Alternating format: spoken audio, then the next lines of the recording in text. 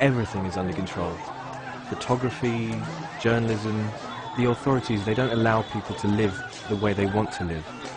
They tell us, we'll tell you how to live, how to take photos, how to work.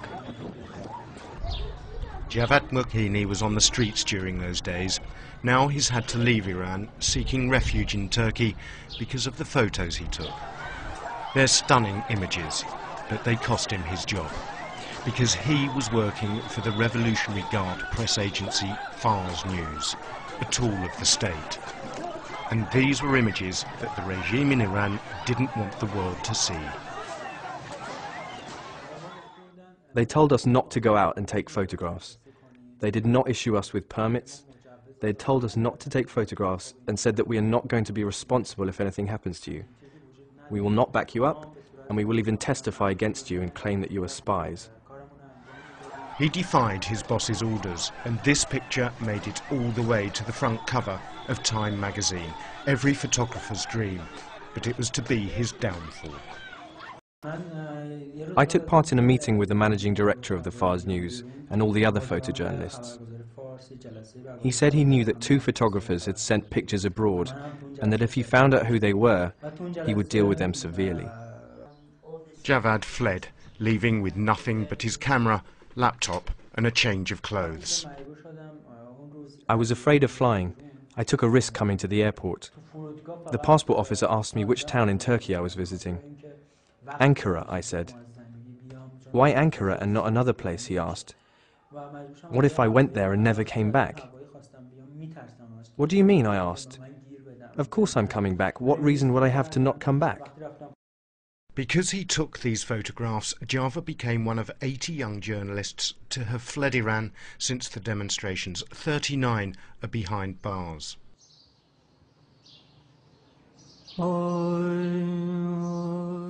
And even though Azadi Square has fallen silent, the resistance is far from over. Because now they've been joined by the old guard. The custodians of the revolution are turning too. The current members of the Revolutionary Guard are saying that they have become very disheartened. The situation is becoming unbearable. One of the best places to understand why is here, in the Martyrs' Cemetery just outside of Tehran. This solemn place is where the dead of the Iran-Iraq war lie buried. Millions died. For those that survived, the memory of this war and their sacrifice forms much of their thinking. We have given a lot of blood for the regime. We did not expect it to end up like this. General Mohammad Reza Mahdi is one of these war veterans who rose through the ranks to become a very senior member of the Revolutionary Guard. Up until 2 years ago, General Mahdi served in intelligence. These are his ID cards.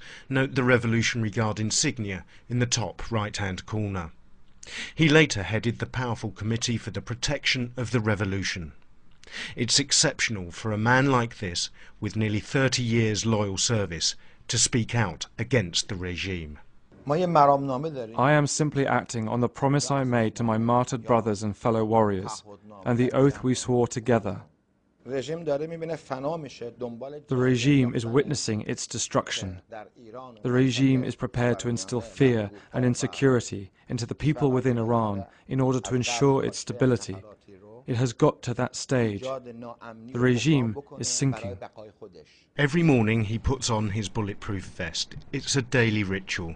He's scared for his life. General Mahdi fled Iran 2 years ago after falling foul of the current leadership. Now he flits from country to country to avoid capture. He agreed to meet us here in Bangkok. Ahmadinejad has no power. He's a puppet, a plaything. He does what he's told. No one has any belief in him. He has no power.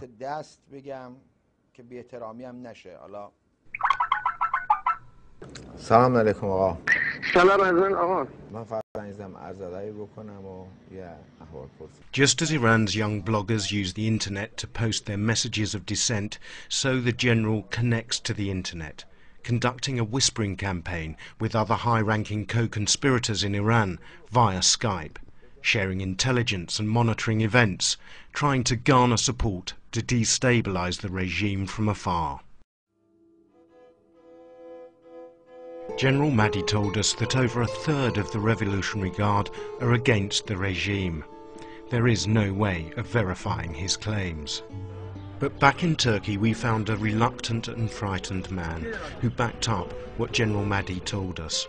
Across his back he showed us the healing scars of recent torture. But this is what they looked like just 4 weeks ago. It was a small cell. The ceiling was very low, a maximum of 1.5 meters. It was tiled throughout, so it was easy to clean, because there would constantly be bleeding and blood stains down there. But this man was no student dissenter. He was a loyal son of the regime, a Republican guard, tortured for helping protesters. They used to pretend our loved ones had been arrested and that they were there. You could constantly hear the shouting and screams of torture. The regime has turned on its own. This revolution may have begun with the young, but now the men of the Revolutionary Guard, the conservatives, the custodians of the Islamic Revolution, are turning to stand alongside young men and women who are daring to take on the regime.